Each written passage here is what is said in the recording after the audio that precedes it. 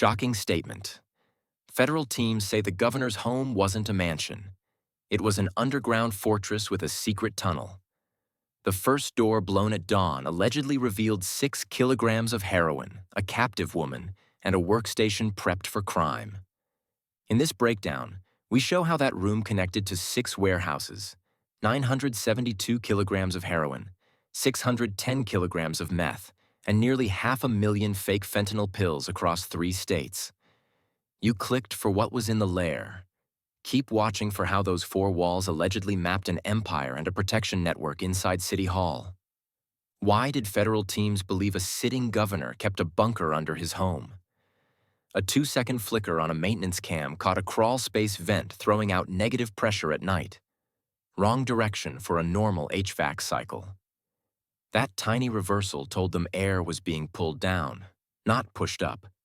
Someone was running a sealed system below grade. The mosaic started rough and got sharper. Displaced city inspectors, moved off key beats after raising flags, sent anonymous tips about unreachable businesses that somehow passed late-night inspections. Utility data at the residence showed spikes after midnight. Electricity surges paired with steady gas draw but almost no registered occupancy use. Shell companies leasing storage units across the basin all registered to the same clusters of IP blocks used to file executive event permits. None of that proves a bunker, but it narrows where to look and when to watch. Then the numbers argued with the image. A public reformer on camera by day. By night, heat-mapped anomalies around the property line from drone passes with IR payloads. Garden beds glowed at 3 a.m. as if ducting ran under the soil. Wastewater sampling from curbside access points showed solvent traces on odd days and spike proteins from clinical swabs on others. The mix did not fit a family home. License plate readers bridged the gap between rumor and movement. Plates tagged by narcotics teams outside, flagged warehouses in Vernon and East LA, kept hitting readers along a tight corridor that ended 2 blocks from the residence. The same vans appeared after midnight, rotating plates but keeping the same bumper dings and ladder racks. Traffic cameras caught them idling with lights off before slipping into the driveway for brief 15-minute stops. Forged medical transport permits made the pattern colder. The paper looked right, but the QR codes resolved to clinics that didn't exist at the listed addresses. 2 Westlake storefronts, both licensed as rehab massage, processed those permits in batches, and clinic IDs spoofed in their logs matched the ones pinned to vehicles moving along that LPR trail. Women were logged as post-op transfers, always with destination fields redacted. On the digital side, devices tied to shell company managers pulsed encrypted pings near the residence in a neat cadence. Every 4th night, between 12:40 and 1:10 a.m., number sequences changed too often for casual users. Burner phones rotated on an 11-day cycle, then went dark when near the property. Signal survey teams mapped a quiet ring on the north face of the house. Jammers were eating the spectrum near the basement line, leaving a clean hole where phones should chatter. To move from suspicion to action, they layered surveillance until it met threshold. Physical tails, LPR hits, utility anomalies, and the digital cadence built probable cause. Under the framework of the 1968 Federal Wiretap Act, notices later served to associates documented approved intercepts. Intercepts captured timing signals and coordination cues that aligned with van movements and clinic log updates. Inside the ops room, the whiteboard turned tactical. FBI ICE DEA and Marshals split ingress points. A ground-penetrating radar sweep from the alley flagged a dense rectangle behind a finished basement wall, void where joists should be. Vent diagrams showed intake and exhaust that didn't match the architectural plans on file. Staging marked a primary breach on the lower patio door and a secondary cut at the side yard. A judge signed a limited entry warrant key to the suspected sublevel. The first look teams went quiet, checked airflow with smoke, and found an intake that pulled sideways behind shelving. A thermal wand showed a cooler seam in plaster, false wall, hollow behind. A hand on the panel felt the vibration of a fan spool, not room tone. That was enough to commit tools. At 4:41 a.m., the light turned green. Theory gave way to hinges, and the stack moved. The first charge pops, hinges scream, and the team flows in. One desk stops them. Not for the laptop, its paper layout. 6 clipped routing slips, color-coded, a line in a neat grid. A QR tag binder sits dead center like a legend.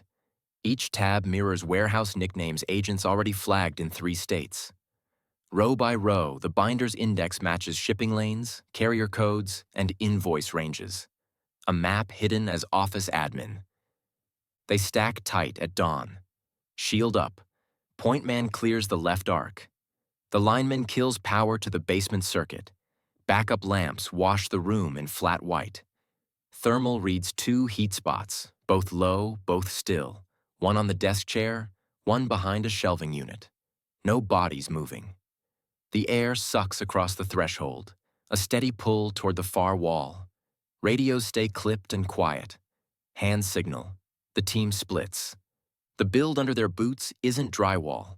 It's foam-insulated panels with a negative air system thrumming in the background. Seams run clean. Cords are zip-tied in measured runs like a lab. At the back, a pressure-locked hatch sits flush to grade with a recessed wheel and gasket. No latch rattle. The operator tests the seal, feels the give of a tunnel slope past it. A secondary team posts and marks the hatch with chem lights for later entry. On the stainless table, vacuum-sealed bricks, field-tested on the strip and reagent positive for heroin, roughly 6 kilos by quick count. Nitrile gloves clumped in an open box, solvent stains tacky near a drain edge, a roll of shop towels torn jagged. A short-barreled rifle parked muzzle down in a rack, and a pistol staged within arm's reach of the chair. The room reads as active, prepped for fast work and faster clean. A low whimper from the back alcove changes the pace. A woman, early 20s, secured by a chain run through a bolt plate, eyes glassy and body shaking. A med kit sits nearby with clinic labels that match the forged permits from earlier leads. Fluids, dressings, and a notebook marked with intake dates. The medic moves in, cuts restraints, and starts dehydration protocol while a victim advocate on the team logs injuries and transport needs. The corridor is cleared for an immediate extraction. Back at the desk, the workstation becomes the key. Ledger fragments sit under paperweights. Routing slips list dates, pallet counts, and abbreviated consignee codes. The QR tag binder opens to 6 tabs, each linked to shell companies that match 6 DEA-flagged warehouses. Every tab has dispatch windows, door numbers, and a recurring driver alias. The binder isn't notes. It's an index for an entire supply chain. A quick scan of the tower drives fills out the picture. Payout sheets show weekly disbursements to runners and guards. Shift schedules for massage fronts sync with after-hours deliveries. A contact tree lists city licensing managers by codename with arrows to permit types and renewal dates. The structure suggests protection, not random luck. Comms push these hits to the Joint Ops Center. Within minutes, synchronized warrants trip in Westlake, Hollywood, Vernon, and East LA. Teams hit doors on the same clock, targeting stash rooms, front offices, and counting tables. Callouts repeat, hands up, floor, clear left. Evidence teams trail with box kits and scanners. Vans queue for victim transport. Early returns stack fast. 37 people pulled out of trafficking sites. 18 kilos of meth and 600,000 cash at one warehouse. 310,000 fentanyl pills and nearly 40 kilos of mixed narcotics at another. A financial hub yields $4.1 million and signed payout sheets, mirroring the sub-levels binder entries line for line, confirming the desk was the legend to the network. With the lair locked down and the tunnel sealed, the next move turns uptown. Servers at City Hall sit warm and reachable, and the protection ledger becomes the priority pull before credentials change. One hidden room laid out logistics, cash routing, and who kept doors open. That space tied schedules to payouts and showed how official power shielded contraband and coercion. The lesson is simple. Authority without scrutiny becomes cover. Push for audits of licensing, inspections, and donation pipelines wherever shell fronts touch public offices. Demand public logs, conflict checks, and third-party reviews. Share this breakdown so more eyes learn the method, not just the headline. The layer is gone and pressure spreads. The network fractures under daylight. What holds next depends on tracing the next links fast, and whether the insiders are named while records are still warm.